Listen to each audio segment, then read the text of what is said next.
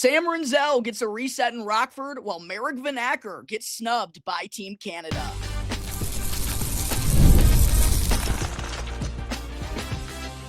You're Locked On Blackhawks, your daily podcast on the Chicago Blackhawks, part of the Locked On Podcast Network, your team every day. What's going on, everyone? Welcome back to another episode of Locked On Blackhawks, part of the Locked On Podcast Network, now your number one sports podcasting network, where we bring you your team every day. I'm your host, Jack Bushman. On today's episode, I'll get into what the heck happened for the Blackhawks this weekend to close out the road trip. Then in segment 2, I'll go through the series of roster moves made on Monday afternoon as well as earlier today. And then in segment 3, I'll dive into Marek Vanacker, Sacha Boisvert, and John Mustard all being left off Team Canada's roster for the 2026 World Junior Championship. But first, before I get into that, do have to let you all know that today's episode is brought to you by Game Time. Go and download the Game Time app now, create an account, and then use our promo code LOCKEDONNHL in all caps to get $20 off on your first purchase. All right, Blackhawks fans, feels real good to be back on the show here today. Do apologize for not having one drop yesterday and not getting today's episode out until this point in time. Just have not been feeling all that well over these last couple of days. I want to say, the weekend back-to-back, 4 games in 6 days, plus all the, 9 p.m. puck drops earlier last week, was a little bit sleep deprived. Then we got a ton of snow on Saturday, so was outside doing a lot of shoveling. I think it all kind of came together and led to me being a little bit banged up there for a few days. I would say I was day to day on the injury report, but on the right track right now, which feels real good. And speaking of on the right track, that is certainly not what the Blackhawks were on over the weekend in the back-to-back to close out their 4-game West Coast road trip. My goodness.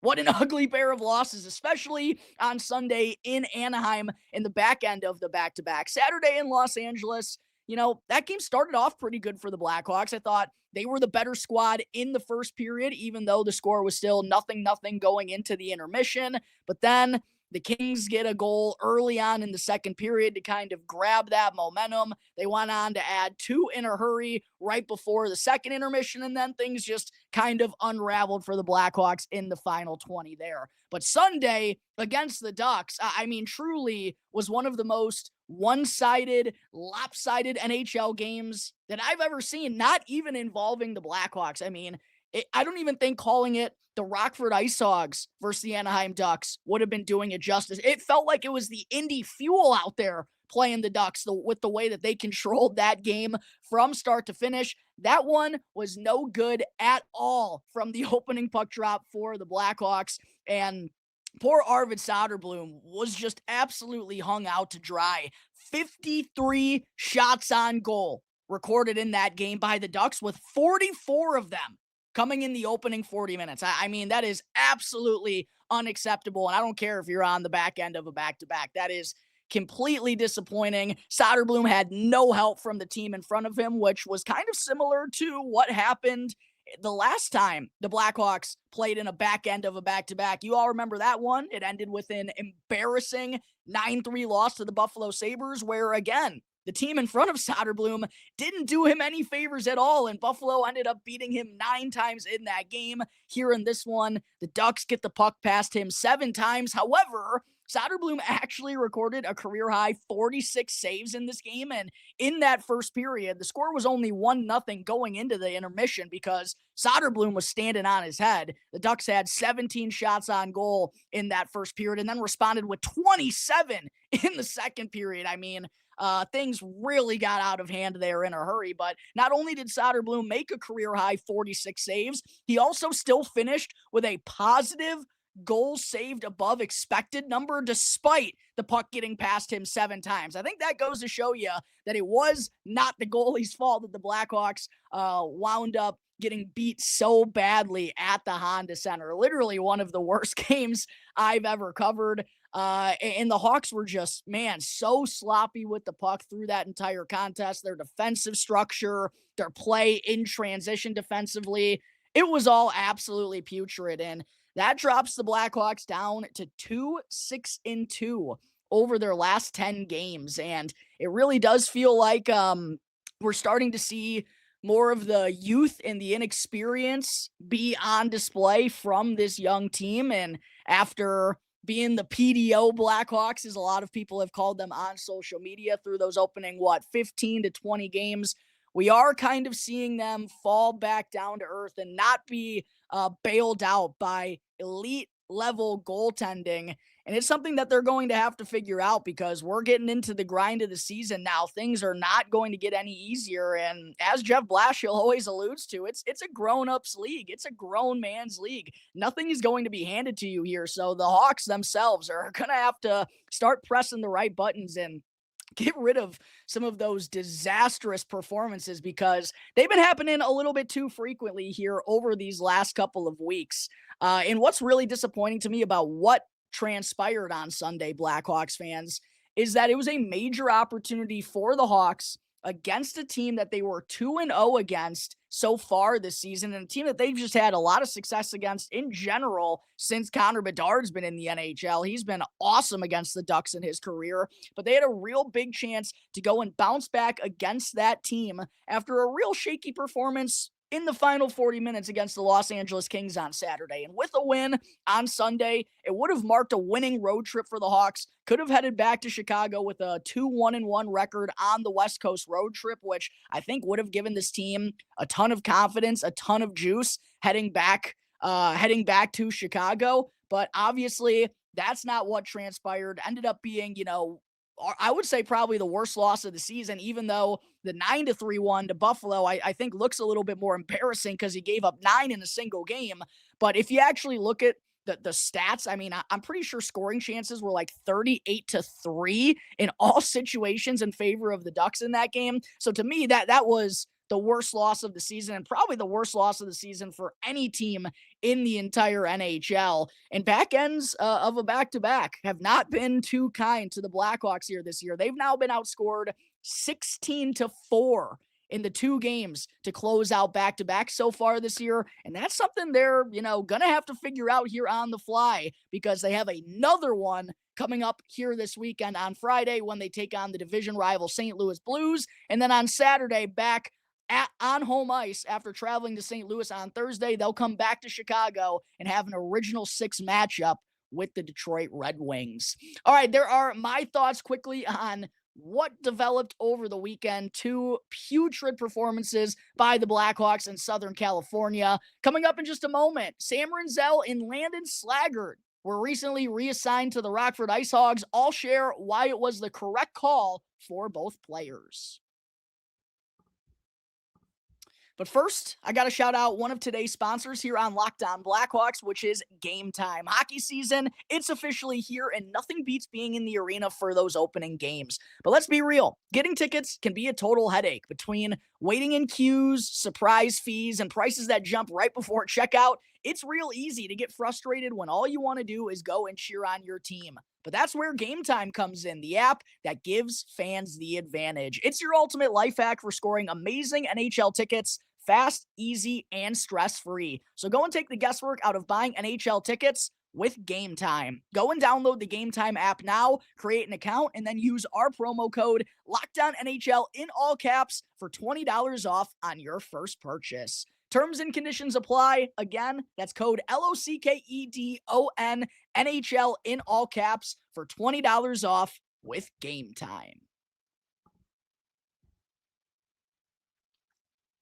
Real quick, as always, before getting into segment 2, just a reminder, if you're watching on YouTube right now, please go smash that like button and subscribe to Locked On Blackhawks on YouTube. My goal before the end of 2025 is to reach 3,000 subscribers on YouTube. So help me accomplish my Christmas wish by subscribing to the channel if you haven't done so already. 100% free, will not cost you anything, and really does help me out in a massive way in growing my platform.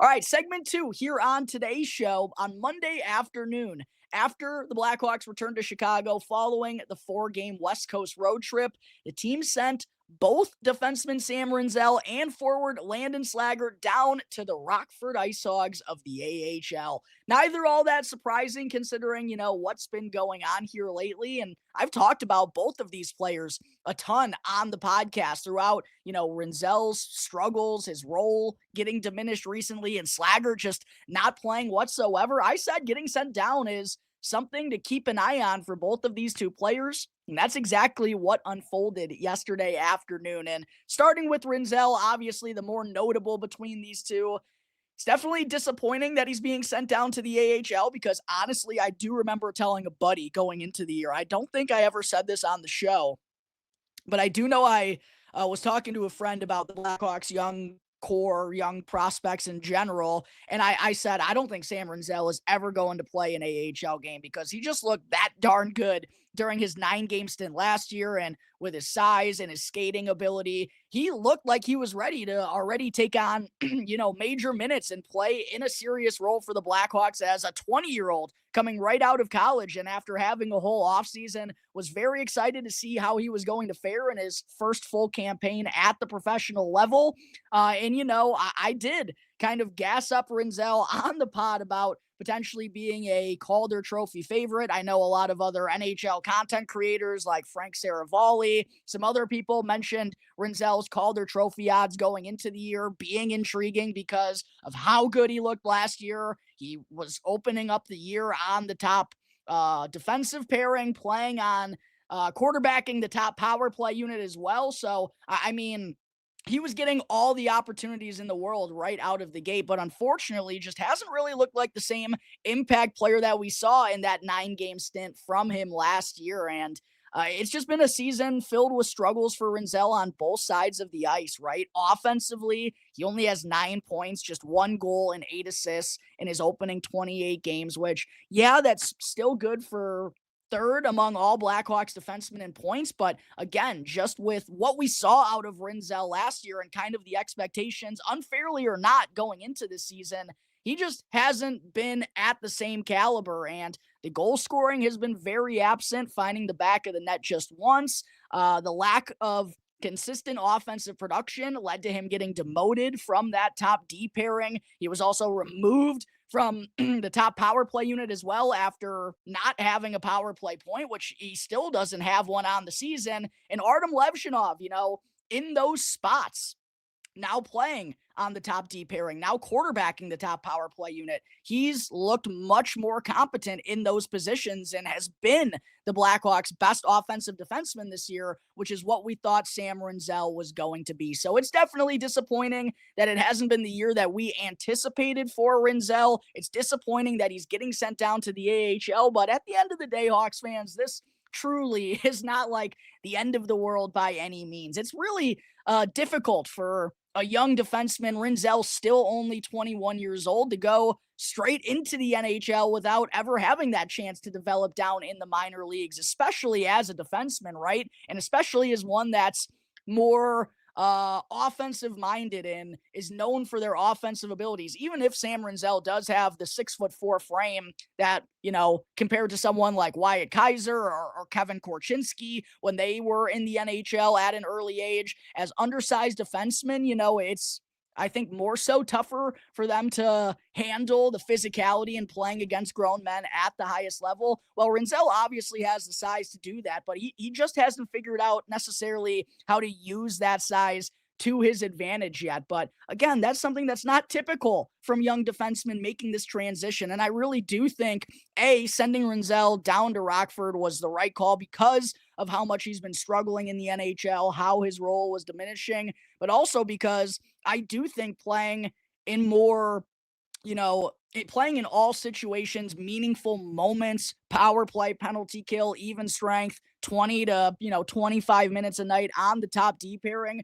I think that's going to do wonders to help him kind of get that confidence and get that swagger back, as Blashill alluded to when talking to the media here today we just haven't seen Rinzel have that swagger or use that skating ability of his to be a difference maker. But we know he has it inside of him. He's just got to be able to do it a little bit more consistently. The moments were too few and far between by Rinzel. But Rockford obviously has been a great spot for developing defensemen over these last handful of years, right? I mean, look at Alex Vlasic. Look at how good Wyatt Kaiser looks. Artie Levshinov spent the first 3/4 of last season marinating down in the AHL. And then on the forward side of things, obviously 2 different positions, but same kind of idea, right? Frankie Nazar, Oliver Moore, Colton Dock, so on and so forth.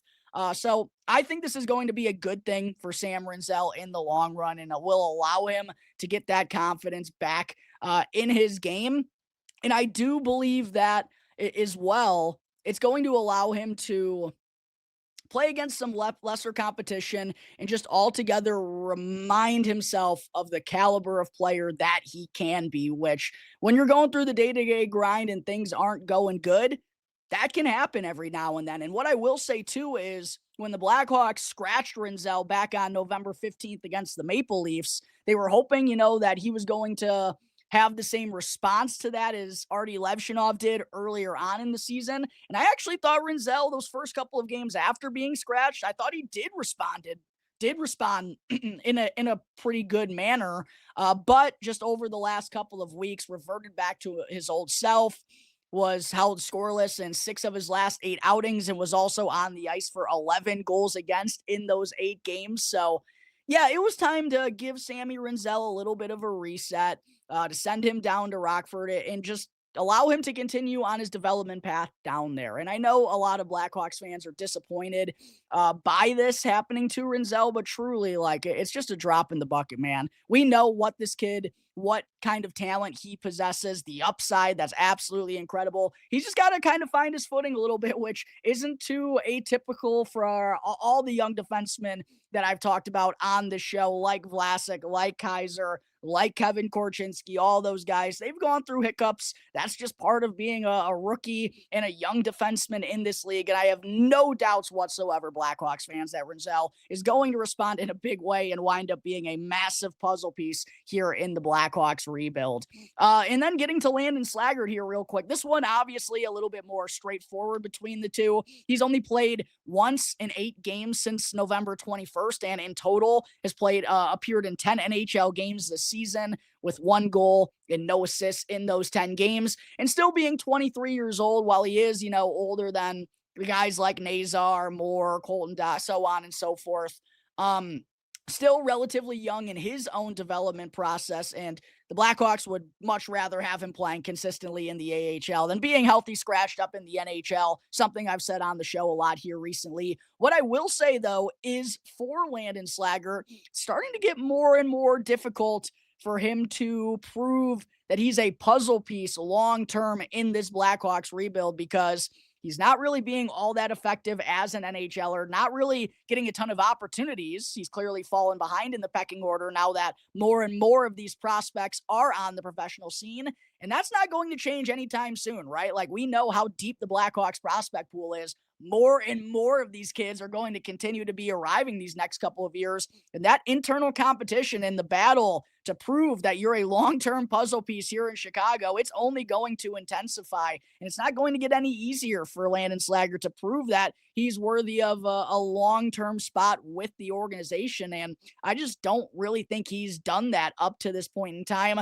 However, if you've heard me talk about Landon Slaggert on the podcast over these last few years, I give him credit. I think he's a scrappy and a decent skating 4th liner, but I just don't really think there's anything that stands out in his game that solidifies him as part of this rebuild long term. So kind of these developments that have been happening with Slaggert getting bumped out of the lineup consistently, kind of being an odd man out here, it's not all that surprising to me. And he's going to have to come with a major charge again to kind of turn the tides, turn around the narrative around him that I'm kind of given right now, and prove to this organization that, hey, I'm a guy here. I deserve to have a spot for the long haul. And that's going to be a conversation that a lot of guys are going to be having these next few years as, again, more and more of Kyle Davidson's high-end draft picks wind up arriving on the professional scene. And with both of those players being sent down to the AHL, that left the Hawks with only 18 healthy skaters on the NHL roster. Nick Foligno still on IR with a hand injury, even though he was skating ahead of practice here today,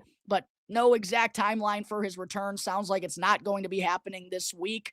So that meant someone was going to have to get called up. I knew some people were probably wondering about Nick Lardis or maybe Kevin Korchinski on the back end, but Kyle Davidson didn't press that button just yet, which I also think was a wise decision from him. And instead, he recalled Dominic Toninato, giving this team some veteran depth down on the fourth line, and a guy who I mentioned going into the year I think is a really good candidate, or at the time, I said, just with Kyle Davidson being so patient with all of the prospects, I thought Toninato and like someone like Joey Anderson, who was just unfortunately banged up all throughout training camp, I thought those would be two good guys to, have utilized as an extra forward, guys that don't have to play on a consistent basis. They're not part of the rebuild long term. While it sucks that they're going to be out, like Sam Lafferty has kind of been in this year, that's just the nature of the beast with the situation that the Blackhawks are in. So I think Dominic Toninato fits that role to a T. 31-year-old veteran who could play the center ice position. That's obviously, a little bit of a weakness for the Blackhawks being so young down the middle. He can come in, he can play center, he can play wing. He's a veteran of 189 NHL games, and while he's not going to give you anything offensively, he is a reliable two-way player. I honestly thought he looked pretty good in the handful of games that he played during the preseason, and he has 17 points in 24 AHL games with the Rockford IceHogs so far this year. So I think this was a smart depth call up by the Blackhawks, and with there still being, no real opening inside the top six because Ryan Green's played so well with Bedard and Burakovsky. Moore's now getting a shot with Nazar and Tyler Bertuzzi. There's just not necessarily a spot open for Nick Lardis inside of the top six. Now, listen, if Ryan Green starts struggling on that top line, if Oliver Moore doesn't look like he can play a second line role, then I think Nick Lardis' call-up could be coming here in these next couple of weeks. He's tied for fourth in the AHL in points, leads all rookies in scoring. The game is translating for Nick Lardis, but I liked that Kyle Davidson, in the midst of a losing stretch with the Hawks being 2-6-2 in their last 10, he didn't go and call up Lardis here because I really don't think now would have been the right time to call up Nick Lardis. I feel like the right time is maybe when the Blackhawks are rolling a little bit better. They just need some help on the offensive side of things. Right now, I think they need to kind of clean up the defense. So that's why I like being patient still with Nick Lardis. And listen, Blackhawks fans, he's going to be coming up soon if he continues, pushing the envelope the way that he has in his first professional season down with the IceHogs. At some point in time, if he continues this pace, he's going to give the front office no choice but to give him a call up. But I don't think that time has come just yet. However, if he keeps this up, I'm thinking Nicky Lardis is going to be in the NHL by early to mid-January, right around a month from now. But we obviously got to see what's going to transpire up until that point in time. But there are my thoughts on the latest roster moves made by the Blackhawks in the past 48 hours. Coming up in just a moment, before I close out today's episode, still have to discuss Marek Vanacker being completely snubbed by Team Canada. But first, got to talk to you all real quick about FanDuel, another one of today's sponsors here on Locked On Blackhawks. NFL Sunday moves fast. One big play, and suddenly everything feels different. But that's what makes live betting with FanDuel so exciting. You're not just watching the game, you're reacting to it in real time. And with FanDuel, you can place bets as the action unfolds. Every drive, every momentum swing, every highlight moment. Live betting is best when the game starts to shift, when a receiver gets hot, a defense tightens up, or the momentum flips after a turnover. And FanDuel lets you jump right into the moment. You can bet the next touchdown scorer, drive results, totals, and more. It keeps you locked into every snap, every drive, and every possibility. So if you want to be right in the middle of all the action this season, then go and visit FanDuel.com and place your NFL live bets all season long. FanDuel, the game moves fast, and so can you. Segment 3, before closing out today's episode, the World Junior Championship is now less than 3 weeks away. I've been talking a lot about it a lot here recently on the podcast with Anton Frondell playing for Team Sweden. Vaslav Nestrasil is now announced as part of the roster for Czechia. And then, of course, AJ Spelisi likely playing for the red, white, and blue. However, Team Canada just announced its roster on Monday afternoon, the last country to reveal its roster, I believe. And there were no Blackhawks prospects announced as part of that training camp roster, meaning that Marek Vanacker, as well as Sacha Boisvert and John Mustard, are going to have to watch the tournament from back home. And for Marek Vanacker, between the three, he's definitely the one to me that got snubbed the hardest here by Team Canada. I mean, Vanacker leads the Ontario Hockey League in goals, and it's not like it's a minor number. No, he has 24 goals in his opening 25 games this season with the Brantford Bulldogs, and he's also tied for 5th in the entire league in scoring. I really don't understand how they left him back home, especially considering he's a guy who, while he doesn't necessarily play a true power forward style out there, he does have some good size to him at 6'1", maybe just shy of 6'2", right around 190 to 200 pounds as a 19-year-old. And with that goal scoring prowess, along with a decent skating ability for a player of his size, I really thought that Vanacker, not only could he help this team in the goal scoring department clearly, but I really do think, even though his defensive play isn't the strongest part of his game, I don't think he's a liability there. And I really do feel like he could have helped the Canadians in more way than just the goal scoring. But ultimately, they leave Vanacker off of the roster in favor of guys like a couple that I really had an issue with personally in just a one-on-one comparison. Sam O'Reilly from the London Knights in the OHL. I know obviously more goes into it than just the numbers they're putting up here this season, but Vanacker has 24 goals in 25 games. I mentioned 5th in the OHL in scoring. Sam O'Reilly, who's in his 3rd year of OHL action with the London Knights, is 27 points in 27 games, just 12 goals and 15 assists. And then Carter Bear, who's playing in the WHL, technically, if you were to consider the two, the lesser of the Canadian junior leagues between the OHL, he has just 27 points in 23 games with 13 goals and 14 assists this year. So Sam O'Reilly, Carter Bear, I know guys that can play down the lineup in Canada probably brought them for some of those reasons, but to take those two guys personally over Marek Vanacker, I think was the wrong decision. And I really do mean that unbiasedly.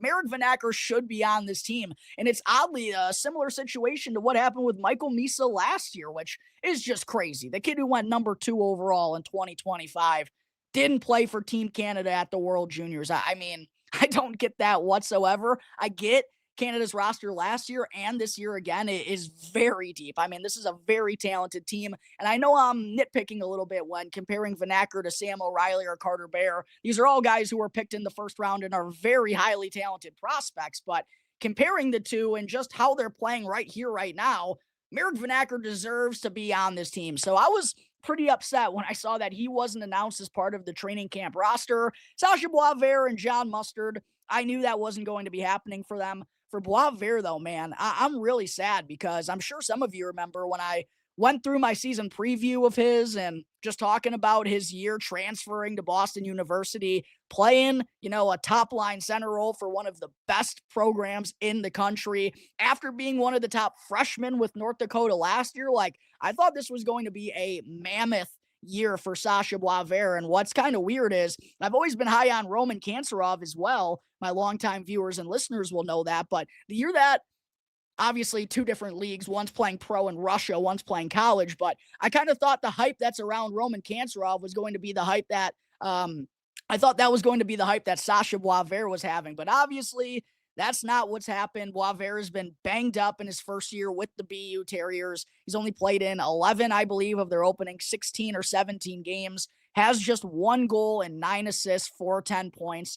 Not nearly productive enough to play his way on this team. And that is really sad because I thought this was going to be a guy who was going to be in the Hobie Baker race. And injuries has just kind of derailed that plan. But Hopefully, Sacha Boisvert can have a strong second half to a season and close it out strongly with BU. And then for Johnny Mustard, I actually, there were some reports that he was making a strong push for the Canadiens roster despite not having like a ton of hype going into it.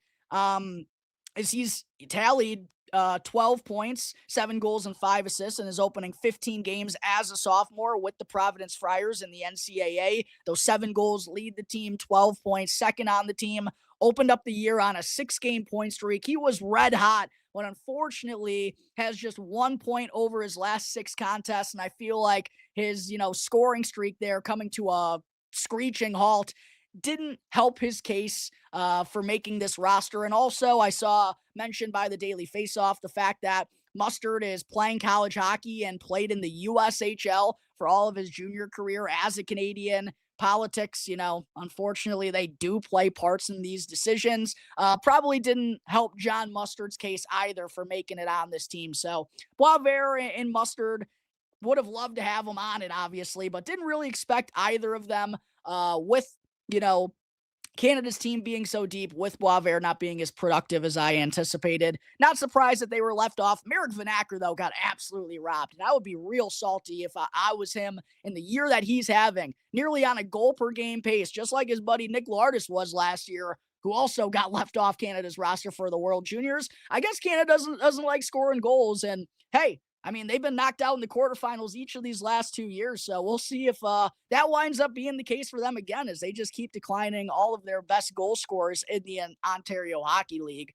But that's going to take care of today's episode of Locked On Blackhawks, everyone. As always, thank you all again for joining me on the show. Be sure to subscribe to Locked On Blackhawks on YouTube. Follow Locked On Blackhawks for free as well, wherever you may be listening to your podcast. That way you don't miss out on any of the latest episodes as soon as they become available. As always, I'm your host, Jack Bushman. You can find me on X at Jack Bushman2. My Strictly Blackhawks account can be found at Talkin' Hockey for all the latest Blackhawks news and updates. Until tomorrow's episode, everyone, enjoy the rest of your days. I'll see you next time on the Locked On Blackhawks podcast, part of the Locked On Podcast Network, your team every day.